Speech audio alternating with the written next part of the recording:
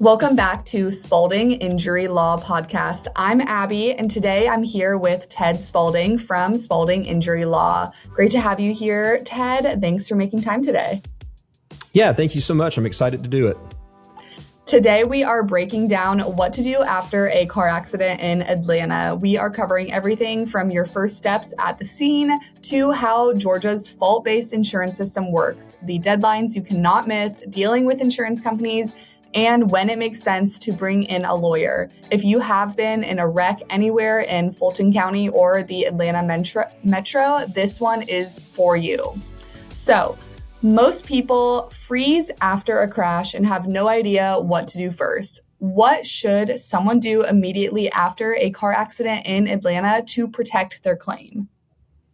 Yeah, so there's several things, and I'm going to go through the first steps that I think most people know to do, but then there's going to be a couple that people might not have thought about before, at least in detail, of what I would want people to do. So first, most obvious, call the police. In my opinion, you should do that every single time, no matter what type of wreck that you're in. Police are your best friend, especially when you're not at fault. Number two, you want to keep the vehicles where they are until the police arrive, if you can. Now, sometimes you're going to be on a highway, you're concerned about safety, those sorts of things. Obviously, safety comes first. Get them off the highway if you feel the need to. You might have people honking at you if you're on a 2-lane road, things like that. If you need to pull over, that's fine. What I would tell people to do is, before you do that, if you can do it again safely, is quickly take a video of exactly where the wreck is with the cars the way they are. That way you can show that to the police officer when they show up, because the officer's coming and the scene's not exactly the way it was at the time of the wreck. You can show them that video. It will help them with their investigation. Otherwise, leave vehicles where they are, stand off to the side of the road, wait for the police to come, let them tell you, okay, please remove the vehicles off to the side or to a parking lot or whatever. Beyond that, most folks know, if you can, depending on your injuries, take photographs of the damage, those sorts of things. What I would add to that people don't think about is what I just mentioned a minute ago. Almost everybody's got cell phones, right? And you've got video, and it's really good video. If you can, take a video as well of the scene, the damage to the vehicles, any debris that's on the roadway, anything about, like, if you're at an intersection with the lights and all of that, or stop signs, get a whole view, but get it on a video. When you're doing that, don't narrate. So people don't think about that. I get the video and then you're saying a bunch of stuff. It's the other side's going to hear all of that, and you don't want that. Just remain quiet. Let the video speak for itself. Beyond that, you want to speak to the police. I know that seems normal, like, okay, so what? Yeah, of course you're going to speak to the police. I can't tell you how many times I talk to people and they're like, the police never came up and got my side of the story. They just talked to one driver versus the other. Maybe it's because you're being checked out by EMS or something. If you can, if they have not spoken to you, approach the police, talk to them. You got to give them your side of the story. And then the other is go get treatment as soon as you can. Those are kind of your basics. Now, a couple of things that people don't think about that can be very, very important is look at the scene. Are there businesses around? They might have cameras that captured the video, the wreck itself. You want to look around to see if there is any of that. Very important, because that video, if it does exist, typically gets written over or deleted by the company within 30 days. That's kind of the outside norm that I hear. Sometimes it's 10, 15 days. If you're near a gas station, a bank, those are the ones that you can be guaranteed there's going to be some security camera footage out into the parking lot. It may have captured back there the wreck itself. That may become very important. The other is witnesses. I cannot tell you how many times police officers speak to witnesses, but they don't then put it on the police report. And so the witnesses just become ghosts. We can't find them. If the officer didn't get their full name, address, contact information, we're not going to be able to find them. So what I tell people is, don't assume the police are going to talk to all the witnesses. You want to, number one, get all their information, write it down if you can, put it into your phone, in a contact, something like that. And then go a step further. If they're willing, go ahead and get their statement on camera. To say, ma'am, if you don't mind real quick, I know you saw, do you mind if I just record you real quick? Tell us what you saw. If you can do these things, this is great. It's real frustrating when a client calls 30, 40 days after the wreck and they're like, yeah, there were 3 witnesses that saw it. They told me, yeah, this guy's at fault. It wasn't my fault. They don't make it on the police report. Client didn't get it. I don't know. I think his name was Bob something. That's not going to help us. We need as much contact information, email, phone, all of that sort of stuff. Getting back to video for a minute, give you a good example. This was in a MARTA, 2 different MARTA cases. And the point for this is, after you've done all of that, you also want to at least call a lawyer. And I tell people, just call a lawyer. You don't have to sign up with them if you don't want to. The consultation's free. The reason is because you don't know how quickly you might have to move to secure evidence. So we talked about video before. So in 2 different MARTA cases, one I had, it was downtown Atlanta. It was at an intersection. The MARTA driver blew through the red light. My guy is coming on the side road, making a left-hand turn in front of the bus. He had the green light. Police show up to the scene. MARTA bus driver lies and says, no, I had the green light. He ran the red light. So it became a he said, she said. Well, MARTA buses have 16 to 17 different camera views inside the vehicle and out. So you think, well, okay, great. You're going to get the video. Not necessarily. So that client, so to back up for a minute, police show up. She says he ran light. He says she ran light. What does the officer do? I don't know who did or didn't. I'm going to write you both at fault. You all go fight it out in court. So they both got tickets. He, thank God, called right away. What we were able to do and what a lawyer can do is do what's called a preservation of evidence letter to MARTA. That puts them on notice to preserve the video. The video exists, but is it going to exist 30, 40, 50, 60 days from now? If you don't call a lawyer right away, you might lose that video and have no right to say, hey, they're hiding something. So we were able to do that, got the video. Guess what? Video shows the light being red and her literally looking this way, driving forward straight through the red light. End of story. Ticket got dismissed for him, and we had full liability on MARTA in a great case because we got it on video. Another client, similar situation, doesn't call us for 60 days. We get involved. We immediately do the letter, hope, hey, it's all going to be there. Well, we heard from MARTA and they go, yeah, there was video, but when we went to download it, it was damaged. So we had it, but 3 or 4 days later, it was damaged. So we had no video. He said, she said, and the difference between the value, because now we're fighting over fault where we wouldn't have had to do that like this other guy if we were able to get there quickly and get that letter out where they're going, oh man, now he's got us. We can't say the video got destroyed because now you can use that against them. You got our letter, told you not to destroy it, told you to preserve it. You didn't do it. That seems suspicious. So real important. And I, again, just tell people, it doesn't mean you have to hire the lawyer. Find out if it's one of those cases where the lawyer can say, hey, I hate to tell you, but you're going to need to hire us right away because here's what could happen. And that way you know what you might be missing. Those are great examples. Thank you for sharing those with us. Yeah, some people think if it's just a bumper scratch, there's no reason to call the police. Should you call the police even if the accident seems minor? Yeah, my advice, and again, this goes from experience, and I'll give an example again here in a minute, not to bore you too much with examples, but my opinion is yes, every single time. I don't care if it's just a scratch, because what did I say earlier? If you're truly not at fault, the police are your best friend. They are the experts that come out.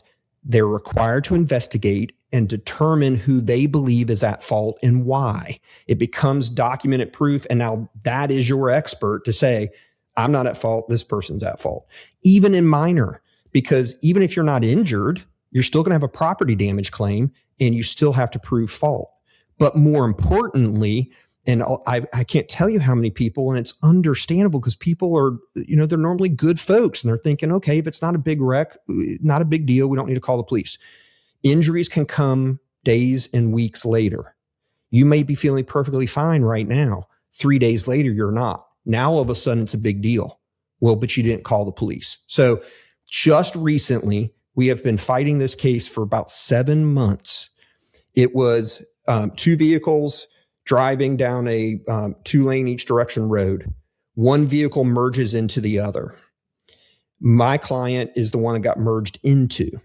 They pull over, wasn't a big wreck. There was some scrape damage. They go to the parking lot, and the guy who is at fault says, please, let's don't call the police. Not a big deal. Insurance will deal with it. And she thought, okay, well, that makes sense. I'm not massively injured. I don't need to go by EMS. Some minor damage makes sense. Well, fast forward, what he did is he took advantage of that. So she goes to start filing the claim. They're down to a dispute on what day the wreck occurred. And guess what? It becomes important. The guy had insurance on one day, and 2 days later, he didn't have it. He says wreck occurred 2 days later than when she says. She calls the police 3 days later to file a report, but the police just have to go with what everybody says. And here we are. We got a he said, she said over something as silly as when the day of the wreck occurred. So what happens is this gentleman refuses to cooperate with his insurance company. We're arguing and trying to show as much proof as we can that the wreck occurred on this day. 7 months later, he does not work with his insurance company. Insurance company denies coverage. No coverage. We have no case. All because she didn't call the police there to the scene. Because guess what? That would have shown it was this day. So something that simple, and people understandably don't think something like this is going to happen. Someone's not going to tell the truth. Those sorts of things. Oh, it's, inconvenient to have to wait for the police, all of those things. But you don't realize how inconvenient it can be and how devastating it can be. She has no personal injury claim now. She has no property damage claim that she can pursue. She is completely out of luck. No other insurance. Yeah, that's another great example to that question.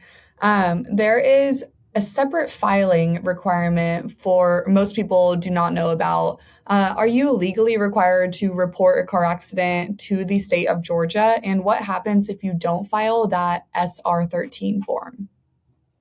Yeah, so a couple of things. Yes, there is Georgia law that if it is a injury or property damage over $500, you're technically legally required to report it to the police. Now, what I will say is I've had plenty of examples like the one I just gave you. There's not a lot of teeth to it. People aren't getting tickets for not doing it and that sort of thing. So yes, it's illegal technically to not in those scenarios report it to the police, but there's no massive legal ramification other than what I just talked about. You can't prove fault. You don't have a independent third party and those sorts of things. Now, the SR13 form is a form that when the police do not go out to the scene, that a citizen can fill out to report a wreck. Okay. It is not legally required to do, again, in the sense that there's not a law that then you're going to get a ticket for it or anything like that. But it's there for those scenarios where either one, you didn't call the police, or two, nowadays there are some jurisdictions where the police will not come out for certain wrecks. For example, Atlanta Police Department. they now will not come out to a wreck where there's no injuries. So what do you do? Again, not a legal requirement, but for you as the victim, you need to have some kind of reporting of it. So the SR13 form is a form that you can go and pull to report a wreck when they don't show up. Don't have to do it, but you better do it. Again, if you're going to pursue a claim and you're not at fault. And people sometimes walk away from a fender bender feeling fine and skip the doctor entirely. Where should someone in Atlanta go for medical care after a crash, even if they feel fine? So, yeah, as you're kind of mentioning with that question, I always recommend people go get checked out, even if you think you're fine. Why? Because insurance companies will use it against you. I mean, as I tell people, it's a damned if you do, damned if you don't kind of a thing. And I'll kind of explain that a little bit more in a minute. But directly to your point, it's kind of a hierarchy, in my opinion, of what to do depending on one, injuries, personal timing, and do you want to do it, what I say, the Cadillac way, or do you want to not be as worried about that? So what do I mean? Number one, EMS from the scene is always the best thing to go to the emergency room. If not EMS to the emergency room, take yourself or go have a family member take you to the emergency room same day. Okay. If not one of those routes and not the emergency room, urgent care would be a fine place to go, again, same day. And then below that would be if you can walk into your PCP, something like that would be a good thing to do. Now, what people really need to know beyond just getting treatment and getting it right away is, well, why do I need to do it right away if it's just a small wreck and I'm just maybe a little sore? People have adrenaline going, those sorts of things. So they might feel fine now, but hours or days later, not. Because the hierarchy that I just gave you is exactly the playbook insurance goes by. So that damned if you do, damned if I don't is where it comes up. So you don't go by EMS to the emergency room, but you go hours later from the scene itself, or you get a family member to take you. Well, then the argument is, well, Ted, they didn't go by EMS. So, well, they must not have been that injured. Well, but they still went to the emergency room. So you get that argument.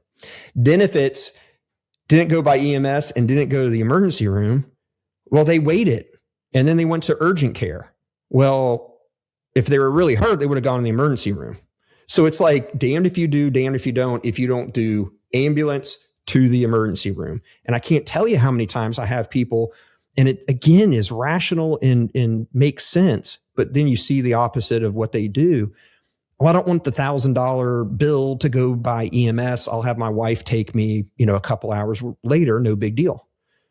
Well, again, they're going to argue, you didn't go by EMS. Why give them that argument is kind of my position. Now, again, you don't want to go, this isn't about faking things and I'm going to go by EMS and, my back's killing me when it's really not. I mean, you want to do it when there is something, at least soreness. Maybe you got a headache that's starting or something like that. But again, what you're protecting is it's the initial record of how you're feeling at that point. Because what typically happens is the pain's going to be worse days and weeks later than it is the day of. And if you don't go at all, guess what the arguments are? Well, Ted, he waited a week to go. Well, yeah, he waited a week because he thought it was just sore and it would go away. That's rational. I can still work with that, but why give the insurance company that argument? Because they absolutely will use it and they absolutely will lower the offer if you don't have treatment same day. It is 100% part of their playbook. That is really good insight. So we have covered what to do at the scene. Call 911, document everything, get medical care even if you feel fine, and file that SR13 form with the state. Now let's get into how Georgia's insurance system actually works. A lot of people who move to Atlanta from a no-fault state do not realize Georgia handles this differently. How does Georgia's fault-based insurance system work for car accident claims? Yeah, so that's a great question because first, the easy part, which is what's the difference between the two for folks that don't know. No fault is beautiful, right? As a plaintiff's lawyer and as a victim, because it means what it says. You don't have to prove fault. So the example I gave earlier of two cars, he said, she said, coming into each other, oh, she did it to me, he did it to me. It doesn't matter. Both parties have insurance coverage for their injuries and the property damage because you don't have to prove the other person's at fault to have coverage for your damages. In Georgia, we are not a no fault. So what it means simply is you have to prove the other party is at fault. Now, here's where it gets complicated. And I know people's minds are, oh God, here we go with all the legal. But it's important to know for a couple of different reasons. You got to prove fault. Naturally, you want to prove 100% fault. Georgia is what is called a comparative fault state because technically you don't have a zero claim, meaning no claim you can pursue just because you can't pursue 100% fault on the other party. So what that means is you can be at fault and so can the other party, and you may be able to recover in Georgia. So you don't have to prove 100%. You want to, obviously, but you don't have to. Now, what do you have to, the minimum fault that you have to put on the other party to be able to recover something? That's 51%. So the other driver has to be 51% or more at fault for you to be able to get a recovery. Now, where it gets even more complicated and understandably is if you cannot prove 100%, but you're proving 51 or more, what is that percentage? And then you recover your damages up to that percentage. So for example, you have a fight over who did what, whether it's the light example that I gave with Marta, or it's the merging, who merged onto who. If a jury ultimately says, okay, we believe the other party was 60% at fault and you, ma'am, are 40% at fault, you recover, but you don't recover 100% of your damages. You recover 60%, the percentage of the fault that's put on that driver. So if you have $100,000 worth of medical bills and lost wages, the jury awards the 100% of that, $100,000, and then the judge reduces it by the percentage of fault. So you only get 60% of that recovery. So $60,000. $40,000 is your fault. So that's kind of how that works. And good examples, I had a client in Cumming, Georgia. She was ticketed, found at fault by the officer, which, by the way, people need to know the officer's duty is not to compare fault. It's not to say, I believe they're 60% and you're 40. They just figure out who's at fault, meaning who's the majority at fault, right? So they found her at fault because she was waiting in line at a red light and she had her tires over the yellow line. And so car comes in the opposite direction, hits her head on. Officer says, oh, well, you're over the yellow line, you're at fault. Marks her at fault, gives her a ticket. Well, she came to us because she's like, this car came up over the hill in the other direction in a 35 mile an hour zone at like 70 miles an hour. And it was crazy, Ted. And so we looked into it and I'm like, but they find you at fault. We were able to prove that speed and that was a factor. And our argument was, yeah, we get it. Our client's not zero at fault. She was over the line and she shouldn't have been. But had the driver not been going 70 miles an hour, they would have seen that and been able to easily avoid it. There was no other reason to run into this woman. You can't see the cars right there. It's because they were going too fast coming up over a hill. So we were able to resolve that case before trial because the other side saw, oh man, Ted might be able to prove 51% fault for speed. Jury's going to put something on Ted's client, but what if it's not 50% or more? If it's 50% or more, my client got zero, but they saw the risk and my client rightly pursued it, and she got some of her damages covered, and she had hundreds of thousands of dollars in damage. She was really, really hurt. She was in the hospital for a couple of months. So it was a big, big wreck. So just because you're found at fault by the officer does not mean you don't have a case, but there's got to be some real stuff there. And that sometimes is what people don't understand is because of comparative negligence, you still may have a case that you can pursue to get some of your damages, not all of it, but some of it covered. That is a really great example and explanation for that complex system. So most drivers have no idea how low the minimum coverage actually is. What are Georgia's minimum auto insurance requirements, and why do they matter if you are the one filing a claim? So this is my favorite topic to talk about. And people get annoyed with me sometimes because this is where people don't understand. And I'm going to give you my up on a soapbox thing for everyone to keep in mind for this reason. So to answer your question simply, it is only $25,000 of coverage. And that is liability coverage, meaning when you're at fault. You do not need any other coverage by law other than that. You don't have to have medical payment coverage. You don't have to have what's called coverage, uninsured or underinsured motorist coverage. And that is where I get on my soapbox, because I've been doing this for over 20 years, and I can't tell you how many horrible stories I have of people getting massively injured, really, really needing the help. And the at-fault driver only had $25,000 in coverage. Especially nowadays, it drives me crazy. And I've been trying to advocate with our local government to try to up this. They haven't upped it since I think it was the 70s that they went to 25. And at the time, that was plenty of coverage. Now here we are with medical costs. I mean, what is it? They're going up 20% a year for the past 10 years.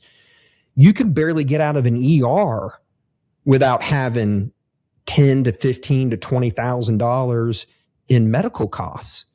And if that's all they have, that's it for your entire case. That's not just medical, and then it's another 25 for pain and suffering and lost wages. That's for everything, your entire case. So I tell people, it is like Russian roulette out there. You do not know who's going to hit you, and you don't know how much coverage they have. I literally, and what drives me crazy in my practice is I get cases where it's minimum injuries, and it's a tractor trailer that hit them, and they've got $1 million of coverage, and they don't need anywhere close to that much. Their case isn't worth that much. And then I've got the horrific, I had a client that was on a motorcycle on 85, and car didn't see him, swerves into him, puts him in the hospital for 4 months, almost died. 4 months hospital. I think he ran $400,000 or $500,000 in medical. $25,000 of coverage. Now, here's where he went wrong in me getting on my soapbox. This is why everybody needs to look at their insurance policy, their auto insurance, and you need to look under the line for which is called uninsured or underinsured motorist coverage. That is coverage you purchase on your auto. It is there to protect you and your family for this exact scenario. You don't know who's going to hit you. You don't know how bad you're going to be injured. And if they only have 25 in coverage, guess what? You're stuck with that bill. He was stuck with a $400,000 bill, and he was a blue collar worker. He didn't have the money. Now his mortgage, his house, everything to pay that bill. And he's got nothing else he can pursue against the other party. It's all about insurance. coverage, get as much as you can because it comes into play. You don't have to have it in Georgia. And for some reason, agents oftentimes don't explain this to people. They're all about, protect your assets and all of this and blah, blah, blah, blah. When really what they should be pushing is you need as much coverage as possible because it comes in And it's not just when people have no insurance that are at fault. It's also underinsured. They've got 25,000 of coverage. If you have 100,000 of UM, and I won't get too much into the weeds because there's a lot, there's two different types of UM and whatever else. If you've got the Cadillac UM, it goes right on top. So if this guy had at least 100,000 of UM, it would have been from 25,000 to an additional 100,000. So 125,000 of coverage. And I tell people, get as much as you can afford. It's cheap compared to liability, and it's there to protect you and your family. I'm sure you've seen a lot of cases like that. So that's really good advice for everyone listening out there. And so this is the rule that can kind of completely change whether you get anything at all. How does Georgia's modified comparative negligence rule affect what you can recover? Yeah. So again, the comparative negligence, that kicks in on the percentage. So two things. One, you've got to hit the minimum threshold to have a case at all, meaning to get a recovery. And that is 51%. So the driver, the at-fault driver, has to be 51% or more at fault for you to recover something. Then it becomes, from that threshold above, you recover the percentage that is placed on that party for being at fault. So once you've come above the 51%, you're going to get a recovery. Now it's whatever that percentage is, obviously up to 100%. You always want to try to be able to prove they're 100% at fault so you get full 100% recovery of all your damages. If not, you get the percentage, 65, 75, 85, 95, whatever that is. Now, where it gets scary, if you can't prove 51%, so they're more at fault than you are, you get zero. So it doesn't apply in the alternative. So if you get, oftentimes it's 50-50, right? It's he said, she said. A jury looks at it and goes, I can't figure out who's at fault, so I'm just going to throw 50 on each party. That means zero for the plaintiff. You recover nothing at 50% or below. So if you only prove they're 45% at fault, zero. 20% at fault, zero. And it goes, so you're out of luck unless you prove they're more at fault than you are, 51% or more. People do not know how fault actually gets assigned in the first place. So how is fault determined in a car accident claim in Atlanta, and how much weight does the police report carry? Yep. And that's the nuance, what you just said in the question, which is, did the police come out and what did the police determine? Because fault is ultimately determined by the jury.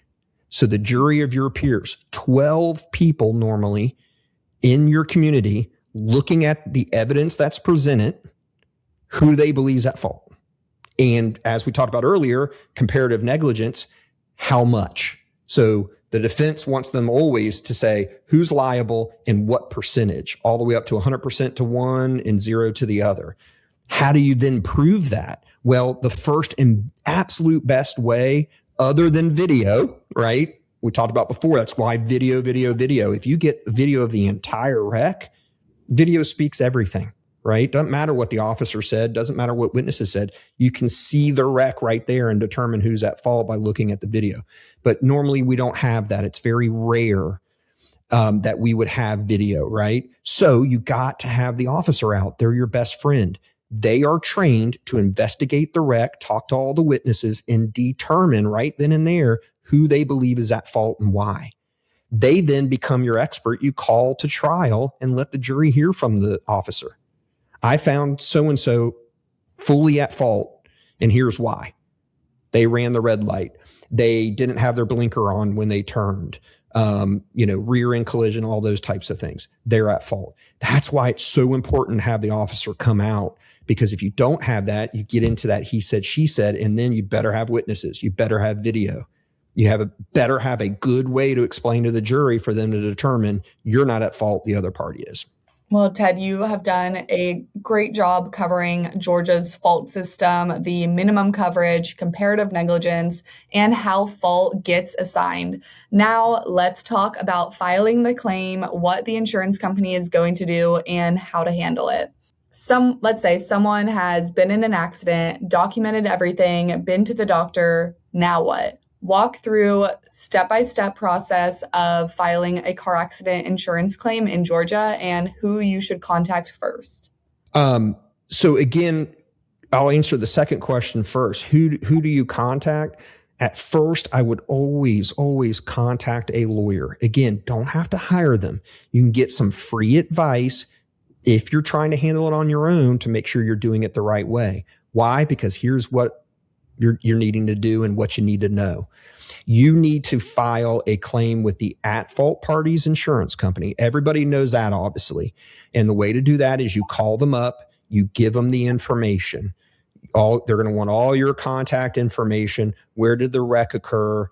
How did it occur? Your insurance information, any witnesses, they're going to get all that stuff. And then they're going to set up a claim and assign it to an adjuster. Within 24 to 48 hours, an adjuster for the at-fault party's insurance will be assigned. Now, everybody knows that, but what oftentimes people, either because they think it's going to raise their insurance rates or they're not at fault so they don't need to, and that's incorrect, is contact their own insurance company. You need to put them on notice for what we talked about earlier, because there may be a scenario, and oftentimes so, where you might have to go to your insurance for additional coverage because there's not enough with the at-fault party. Early on, you're not going to know. Here's the problem. Georgia law requires you to put your insurance company on notice within 90 days of the wreck. If you do not, your insurance company has the right to void coverage for that wreck because you did not follow the policy and put them on notice. So I tell people do it every single time. Even if it ends up you don't even have to use it, that's great. But at least they're on notice. It's there in case you need it. And then you see how things go forward. So it's the same system. Call your insurance, give them all the information. They'll assign what's called a adjuster that will be involved, and you move forward. Now, one of the big things that people need to know is do not, with the at-fault party's insurance, they're going to ask right away, do a recorded statement. There is no law that requires you to do a recorded statement with the at-fault party's insurance company. The only reason why they want it is to try to use it against you later if they can. And people, again, because they're honest, good people, think, well, I got nothing to hide.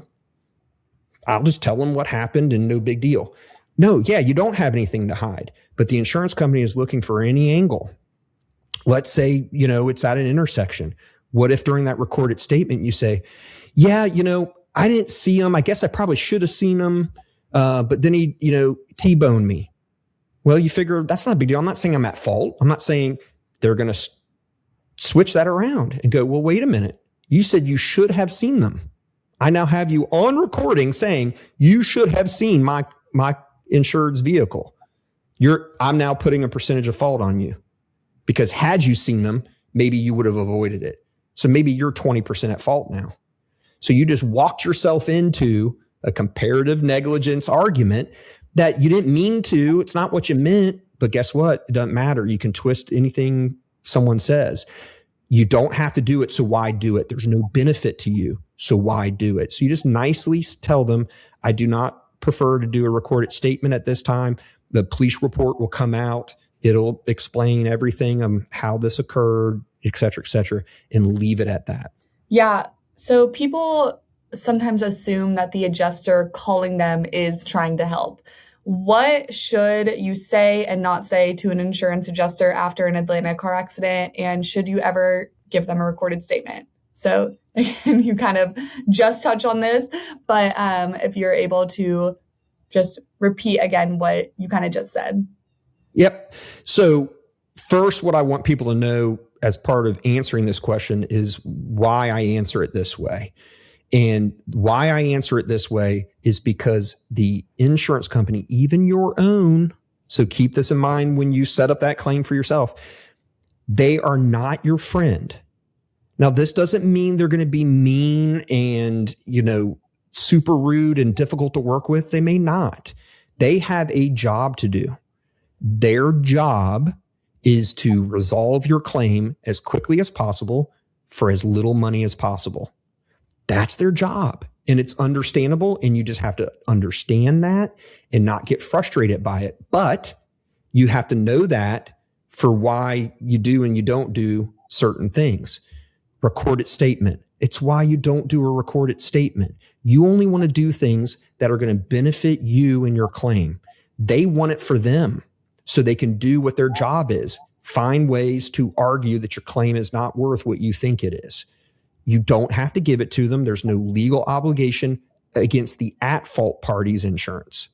And that's the key. You have to give a recorded statement to your insurance because you have a policy that says you're going to comply with them and everything else. You don't want to void coverage.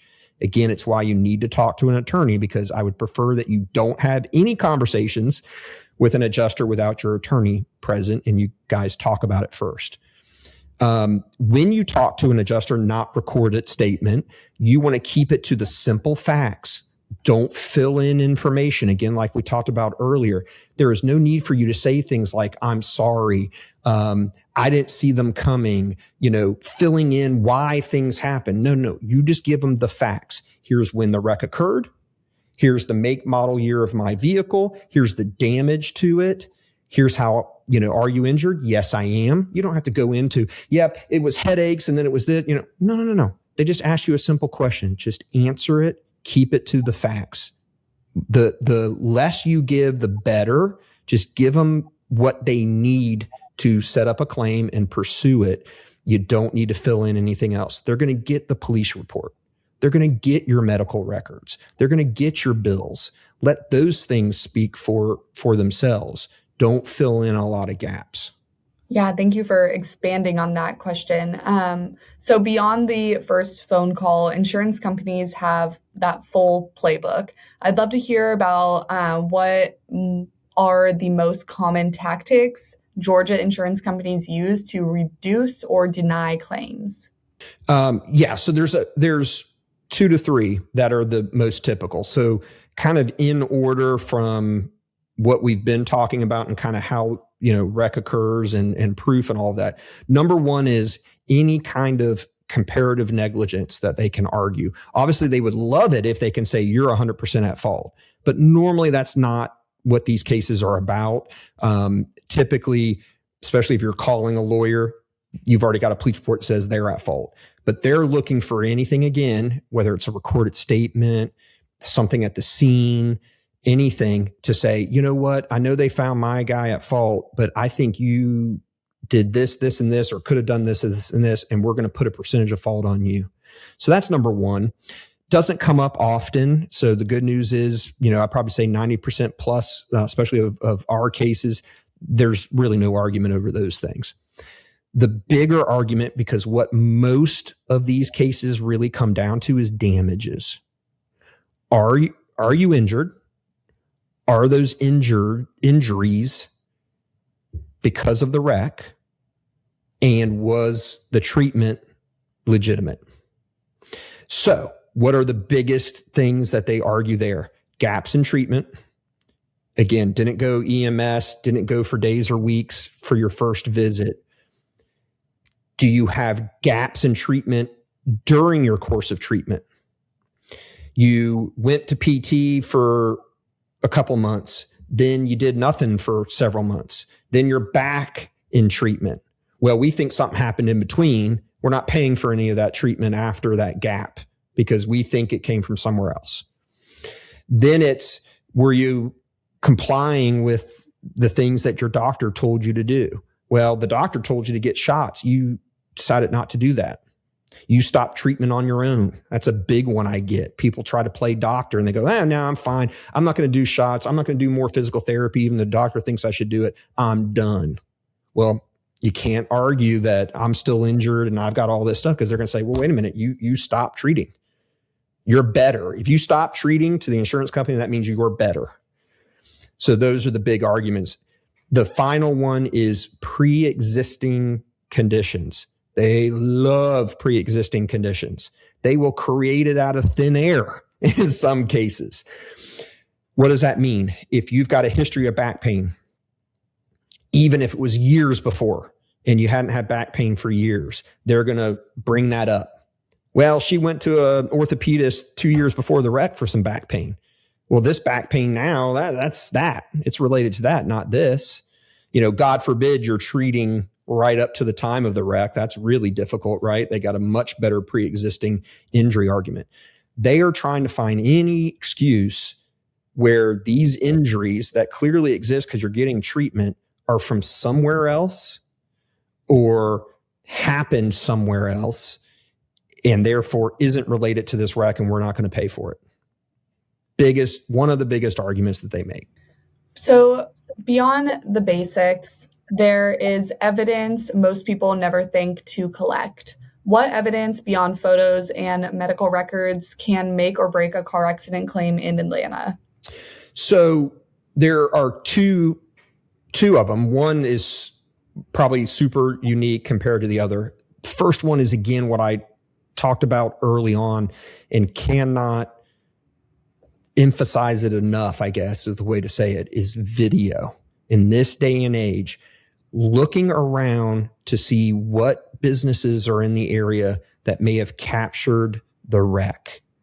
It is rare, but when it happens, man, and you never know which one it's going to be, it can be the absolute best evidence in your case for multiple reasons, proving fault to just showing how big of a wreck it is. You get to hear it, see it, it's just great evidence.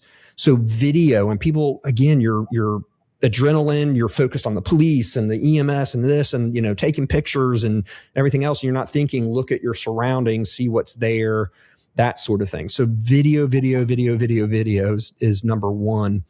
The other one is a little bit more unique, may not need it. It kind of depends on the facts of your case. It's a little more expensive. Every vehicle nowadays has what's called black box. Okay. It's a recording device and it records a lot of things that you don't even realize. It records whether you're wearing a seatbelt. It records how fast you were going in the half second, 1 second, 2 second, 3 second, 5 second interval from a wreck. It records that data because it's constantly monitoring it, but it doesn't save it unless there's an event and then it goes backward. So you could pull the black box information. That example I gave you earlier of the speed of somebody, we pulled his black box and we could literally say down to 5 seconds, 3 seconds, look how he's speeding up. He went from 50 to 60 to 65 coming up over the hill. Airbags deploy, again, seat belt, what the shifting of your wheel. I mean, it's crazy what it can record. And again, you don't need these in a lot of these simple wrecks, especially when fault's not an issue, but sometimes that may come up. And again, those things don't last forever. So if you don't know you've got a case that might be a big piece of evidence, you don't know to ask for it. By the time you get to a lawyer, it could possibly be gone. But it's something that people really don't think about that could really help in a case. And you mentioned the documentation trail earlier. So let's break down why it matters so much. How do medical records and documentation affect a car accident settlement in Georgia? And what is a medical lien? Okay, so medical records are really, really important for some obvious and not so obvious reasons. Obvious reason is it is the record of your injuries, your treatment, your pre-existing conditions, because they'll get all that history and everything else. And it gives the documented proof of, it goes down to what your complaints are, right? It becomes real important because they're going to take down what you're complaining of that day. And there might be some good specifics there for your case, what treatment you receive, what the doctor's recommendations are. So it becomes the important evidence of the life of your treatment down to the injuries, what the doctor's opinions are sometimes are in there. And so it's vital to your injury case. Because remember what we talked about earlier, 95+% of these cases really are just damages cases. You're not really arguing over who's at fault in a lot of these cases. That's unique. It's normally just, what were your injuries? Are they related to the wreck? And how severe are they from a pain and suffering perspective? That's your medical records and your billing records. Now, why it's also important that people don't realize is it becomes a record that then the medical provider, if you need them to testify, and oftentimes you do, to prove injuries and what's called causation, meaning they're related to the wreck, they're not going to remember a year or two later. So what do they use? The medical record becomes the Bible. And they just read, so she came in on X date, and she was complaining of blah, blah, blah, blah, blah. They're not going to remember that otherwise, right? They see so many patients. So that becomes the Bible to walk the doctor through what was the treatment, what were the diagnoses, what were the, procedures. And doc, do you believe this was related to this wreck that I've just showed you a bunch of pictures and video of? Do you think those injuries were caused by this? Well, yes, I do. And here's why, because she came in first day and she's arguing about this kind of pain. It becomes everything in proving damages and causation, the real typical fight in these cases. Now, medical liens are the traditional medical lien is when you don't have health insurance and you have a bill. Okay. They can file a medical lien, which basically ties up your settlement or verdict in your case where they get paid back. A non-traditional medical lien would be when you don't have health insurance and you've got to get treatment long-term. Certain groups will come in and they will, in essence, take a medical lien, a tab, all right, like a bar tab, and charge you for these things. They're not going to ask you to pay up front, but in exchange, they're going to have that medical lien against your case where they have a right to be reimbursed out of your settlement or verdict for the treatment. So they get paid at the end, kind of a thing. That's kind of a less typical medical lien, if you will. Now, separate from medical lien is subrogation liens that oftentimes people call medical liens as well. That's when your health insurance, in Georgia, your health insurance has a right to reimbursement as well for whatever they paid in your bills once you get a recovery. So that's technically a medical lien as well, called a subrogation lien. All right. So we have covered insurance company tactics, the evidence you need to build, and how medical records drive settlement value. Now let's get into the legal deadlines and what happens if this case has to go to court in Fulton County.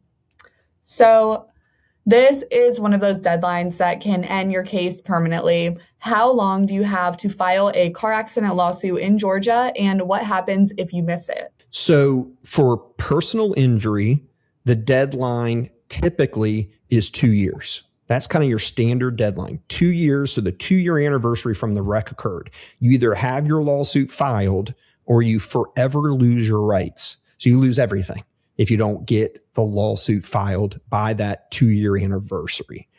There are some exceptions to it that can extend it out beyond 2 years. Those are not typical. Again, why you would want to have a lawyer involved so you know whether 2 years or not. I always tell people just assume it's 2 years. Don't miss the 2-year deadline. One catch to that is there's also certain scenarios where it is reduced. And the one that is most typical is when you have a government entity that's involved.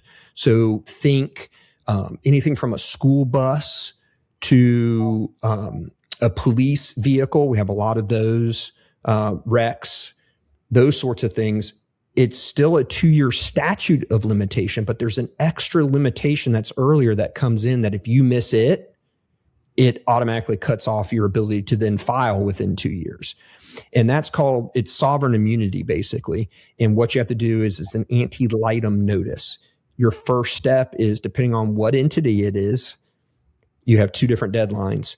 You have to file an Ante Litem notice, and you have to follow the specifics on how to file that. 6 months if it's a county, or I'm sorry, 6 months if it's a city municipality, and 1 year if it's a county or it's the state of Georgia. A lot of people who try to handle claims on their own don't realize that. They just look up like on the internet, 2 years, okay, we're good. No, if it's the city you're technically going after because it's a police officer, a city vehicle, you got to do the Ante Litem notice within 6 months, or so sorry, the 2-year statute doesn't matter. And then 1 year if it's county. You miss that, case over. Can't even start. And are there any other situations in Georgia where the deadline gets extended or shortened? Yeah, so that's really the only other shortened one that I can think of wouldn't really be for car wrecks. That would be like your medical malpractice and things like that. There's some shortened deadlines for those types of personal injury cases. Car wreck, really, it's that having a government entity involved. Now, there are two more typical, I should say, extensions that can happen in car wrecks. One, if you're dealing with a victim who's a minor, technically the 2-year statute doesn't begin to run, doesn't start on the anniversary of the wreck. It starts on the anniversary of the minor becoming 18. So 7-year-old literally has 11 years where the statute's not running. They then turn 18, then the 2 years runs. So they have till they're 20 to file a lawsuit within that 2-year statute of limitation or forever lose their rights. They can still pursue the claim at any point during those 17 plus years. So minors, incapacity, if someone has a legitimate legal incapacity, you can get it extended as well, like the minor situation, to when their capacity comes back, then the statute starts running. The other is technically until the criminal case. So think in car wrecks, the ticket, until it is disposed of, either through the at-fault party paying it or fighting it in court and being found guilty, the 2 years doesn't start to run. So you might get a couple of additional months to sometimes a year on your statute of limitation from a technical standpoint because the criminal side didn't finish yet. Then the 2 years starts to run. And obviously that's in most cases, but I still, I'm kind of a worrywart. So I prefer to not have to argue over those things. And I tell people just go by the 2 years, because by 2 years, you're going to be ready anyway. If it's not resolving, let's get it into a lawsuit. Let's don't even play around with extensions and those sorts of things. Let's get the thing filed and pursue your case. So I want to go back to the fault conversation for a second too. A lot of people assume that if they were partly at fault, they're out of luck. Can you still file a claim if you were partially at fault for an accident in Georgia? Yes, you can. And you're right. A lot of people think if police officer comes out, finds me at fault, because again, their responsibility is not to put a percentage of fault on you. And again, we're in a comparative negligence state, which means it's not 100% or nothing. You can be at fault and still be able to recover, but you have to be less than 50% at fault. So the at fault has to be 51 or more percent at fault. Then you can recover. So you're not out of luck just because you share some fault. It is a determination of how much. If it's 50-50 or lower, you don't recover anything. Okay. So that is what you're looking for. The threshold being, can I put 51% or more fault on the other driver? If I can recover something. And then it's scaling up the percentage that you're able to put above 51 on that other party. So yeah, you can still pursue a claim. Ought to talk to a lawyer and see. It's rare that you're going to have a police officer say you're at fault and you're able to find something to put 51% on the other party, but it can happen. So if you're severely injured, it's worth letting a lawyer look at it and see, do they feel they can actually prove that and have a good shot at getting that percentage high enough. And then people also assume it's just the car repair and medical bills, but what types of damages can someone recover in an Atlanta car accident claim? Yes. So first, let's talk property damage because there's a couple components there. On property damage, if the car's totaled, then it is the fair market value of the vehicle. I tell people a second before the wreck occurred, in the condition it was in, with mileage, everything. If you went to your neighbor and sold it to them, what would you sell it for? What would they buy it for? If it is repairable, you have two property damage claims. First, the repair costs. That's the easy one. But a lot of people forget you then have a second one, which is called diminished value. So now you have a Carfax. It's been repaired. You go to sell it a year from now. Someone's not going to pay you the same amount if it had a clean Carfax. So what's that difference? Lost value of the vehicle. You have a right to that as well. That's property damage. Personal injury. It is 3 or 4 categories that make up, it's a total of all of these categories, depending on if you have all of them or most of them. Number 1, medical bills. But what I tell people is, remember, it is past, present, and future medical bills, medical costs. You might have only past, you're done, you're better. You might be in the middle of treatment and you're still trying to resolve it. You've got past, present, and possibly future, right? You might be done with treatment, but you've got a surgical recommendation that the doc says, let's give it a year, but then in a year, I want you in for X surgery. So you've got past and future medical costs. So all of that goes into the medical cost bucket. Then you have the same scenario with lost wages. You may not have any lost wages. You may only have past lost wages. You may have past and present. You may have past, present, and future. For the rest of your life, you may have lost wages because you have a loss of earning capacity given your injuries. All of that goes into that bucket. Then you have what's called pain and suffering, which in my opinion, in most cases, should be the biggest part of your damages. It is the loss of enjoyment of life, having to go through the physical pain, emotional pain. And again, it's past, present, and potentially future. In very severe cases, you're going to have pain and suffering currently and for the rest of your life. More minor cases, it's all past. You're 100% better. You have no pain going forward. That's perfect. You only have past. Then you've got all those buckets, add them all together. That's your personal injury claim. Every once in a while, you have a fourth category, which is punitive damages. That is a separate category beyond what we just talked about for punishment, civil punishment for something that the at-fault party did that rises to the level of punitive damages. Think DUIs, trying to think of some other scenarios, assaults and things like that. We're kind of outside a car wreck at that point. Typically car wreck, it's going to be a DUI type situation where they drinking on drugs. Think of Tiger Woods here recently, right? Flipped his vehicle, hit somebody, and allegedly it's because he was on opiates. Well, that's a DUI, right? Well, you would have a punitive damage claim against Tiger Woods at that point. It's to try to deter people, not compensate you for what your physical damages are, but to encourage people to not do that kind of behavior in the future. Rare, but you could have it if you've got certain scenarios like that going on. So let's say the insurance company makes an offer and now there is a real decision to make. When should someone settle a car accident claim versus filing a lawsuit in Fulton County? And how long does a claim typically take? Oh, man. Two most loaded questions that we get all the time, and it's understandable. So first one, when do you settle? And the way I like to more describe it is, because this comes up more often in car wrecks than the latter, is your first decision for this is, do I settle or do I file a lawsuit? I tell people ultimately it's a personal decision. They don't like to hear that. I get it because, you're the victim. You want someone to tell you, but it really is a personal decision because it's a business decision ultimately.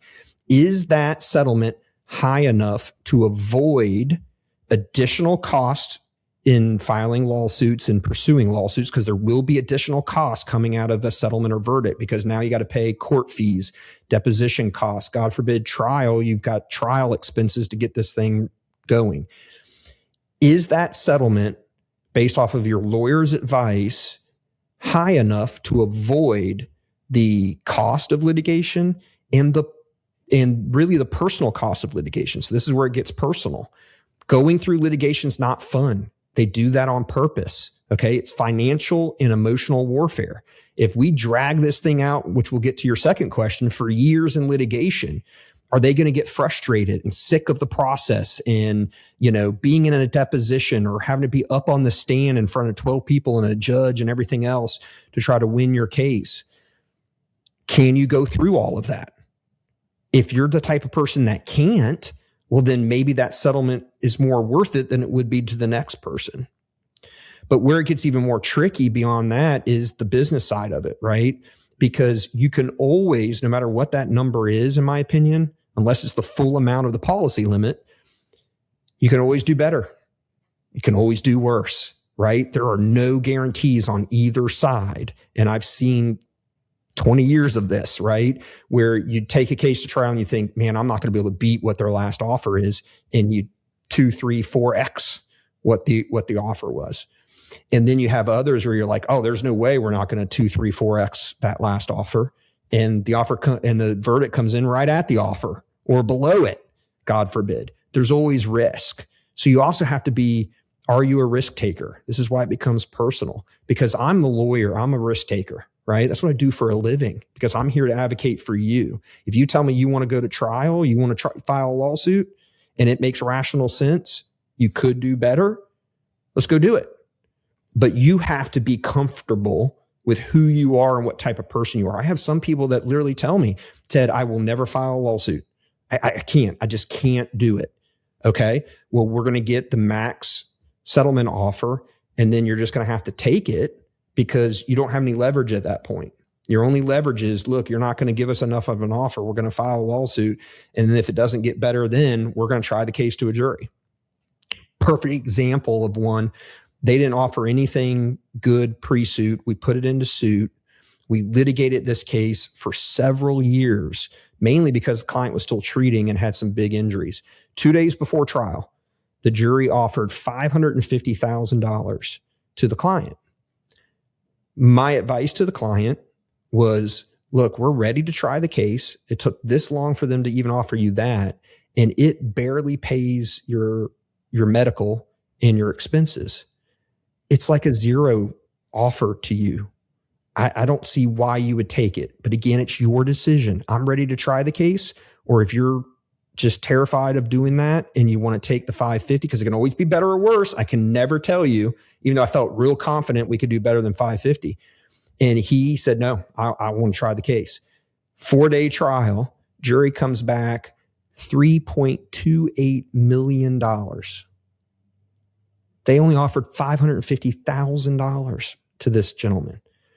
And it was life-changing. And this guy had we were talking earlier, past, present, future of all of those categories. Didn't have punitive damage, but all those other categories. He had a permanent surgery with hardware in his neck, had lost wages, had permanent impairments, all of those things. And the insurance company just thought they had a better case than they did, but he was willing to take the risk, and it worked out for him.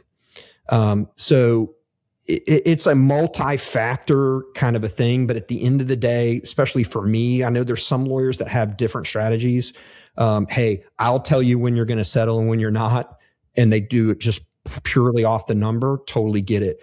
I'm more of a personal person because I know, having done it so long, I really care about my clients, and I don't want to ever put them through anything that they can't and don't want to go through. And they got to know the emotional side of it. And be willing, you got to be willing to fight. And if you're not, just know you're that type of person. It's okay. It doesn't mean you're a bad person. I might say, hey, let's go try this case. And you go, no, I just want to be done with it. And I've had plenty of people that have done that. So yeah, it's an interesting kind of a thing, trying to figure that out.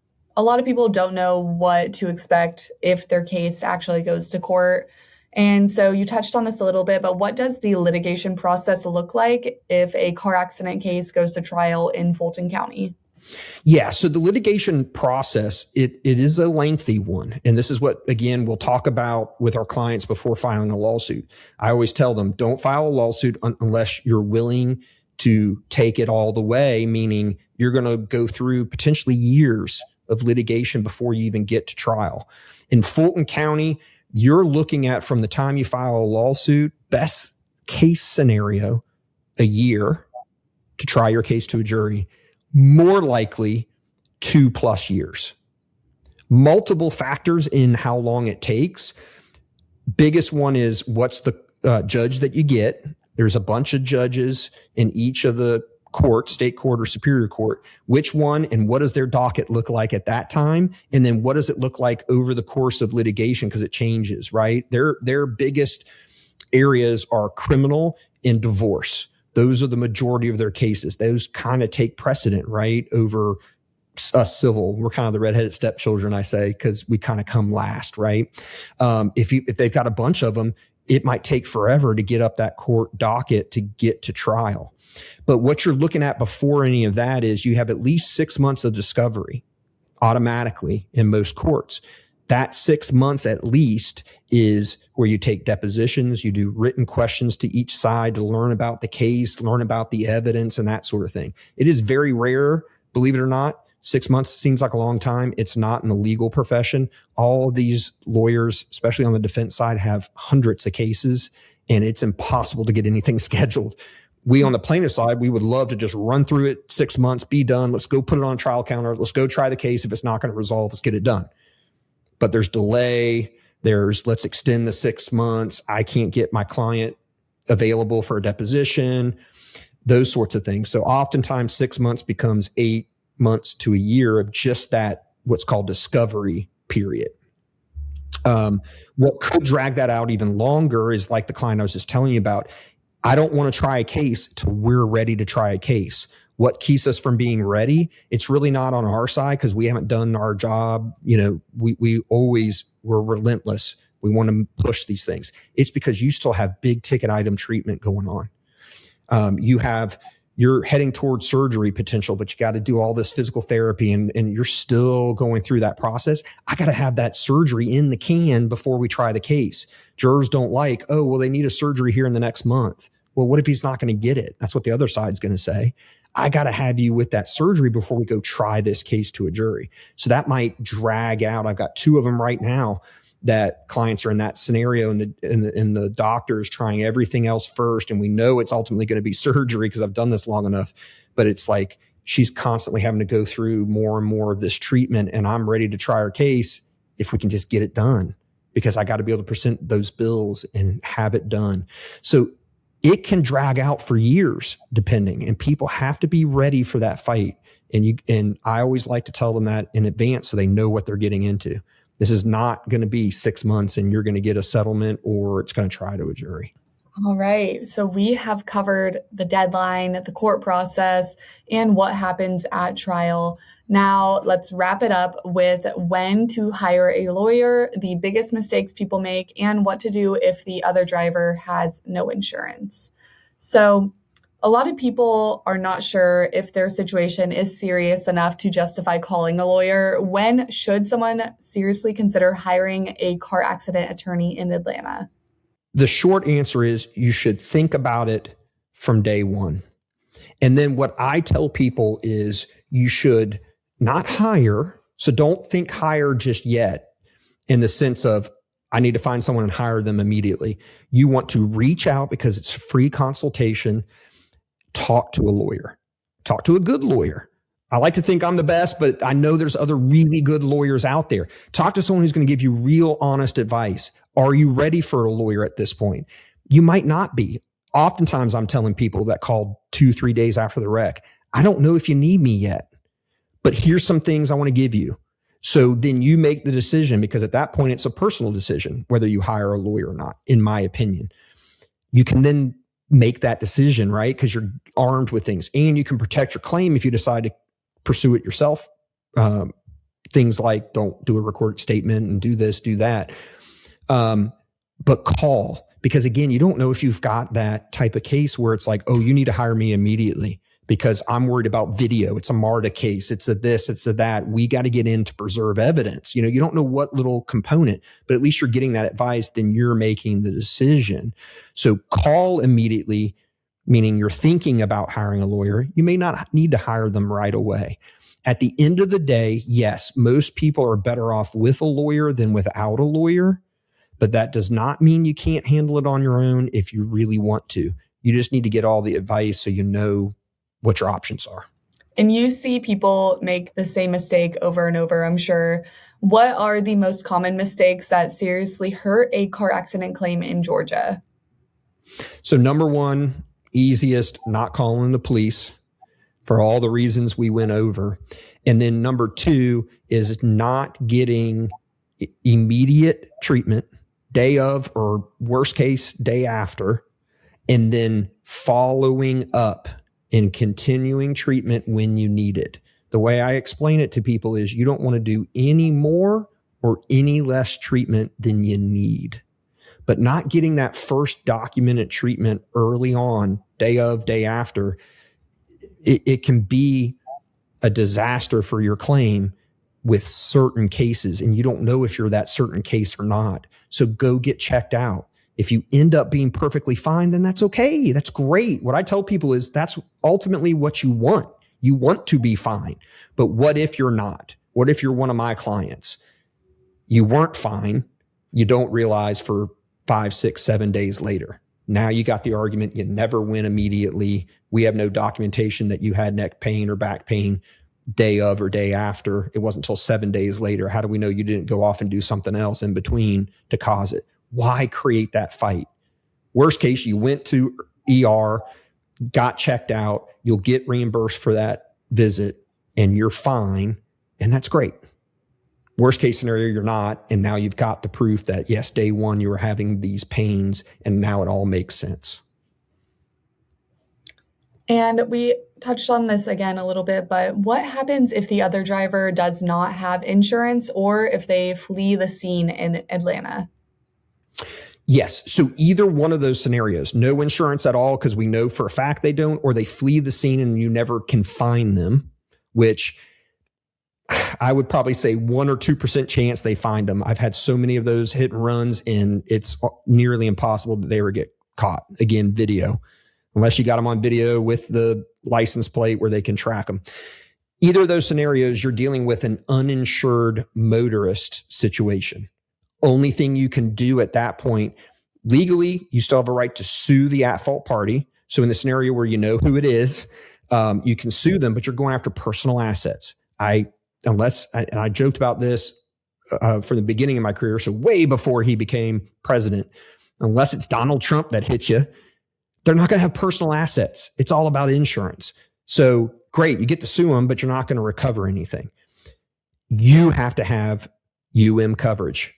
Uninsured, underinsured motorist coverage, and you need as much as possible because in that scenario, it's the only available insurance. So you don't have to have it. And a lot of people don't have it for some reason. You don't have it, you pretty much have no case. Zero, because there's no insurance. It's all about insurance is what I tell people. If there's no coverage with at fault and you don't have any to protect you and your family, you're out of luck. Well, Ted, this has been incredibly valuable for someone listening right now who has just been in a car accident in Atlanta. What is one thing you want them to remember? I'm going to say it's two things. Okay. The first, and I know this sounds like a marketing ploy, but I promise you it isn't. Call a lawyer. Just call a lawyer. There's no obligation. Certainly with us, you're not going to be forced in anything, and most other lawyers won't either. Get some advice so you can make some decisions. And number two is don't do a recorded statement with the at-fault insurance. It's too early. They're good at trying to convince you. I have heard horror stories where they lie to people and tell them, well, we're going to close your claim if you're not going to do a recorded statement. Nope, not true at all. That's not the law. Don't fall for it. And if someone wants to talk to you about their car accident claim, what is the best way to reach Spaulding Injury Law? So, two ways. One is traditionally call us. You can reach someone immediately. That number is 470-695-9950. The other is go to our website, spauldinginjurylaw.com. We have forms on there. You can fill something out, shoots it right to us. We'll give you a call. Give us any of the information you want to give us. You don't have to give us much. We'll reach out and see what's going on. And just to double check, that first consultation, that is free, right? Not only is the first consultation free, again, no obligation. We're not going to sell you. We're not going to force you to hire us. We'll talk through it. We want to see if you're comfortable with us, if we're needed at this point. So yeah, no fee, no obligation for that initial call. Happy to talk to anyone. All right. If you have been in a car accident in Atlanta and you are not sure what to do next, make that call. You can find Spaulding Injury Law at www.spauldinginjurylaw.com or call them directly at 470-695-9950. Thanks for watching, and we will see you on the next episode of Spaulding Injury Law Podcast.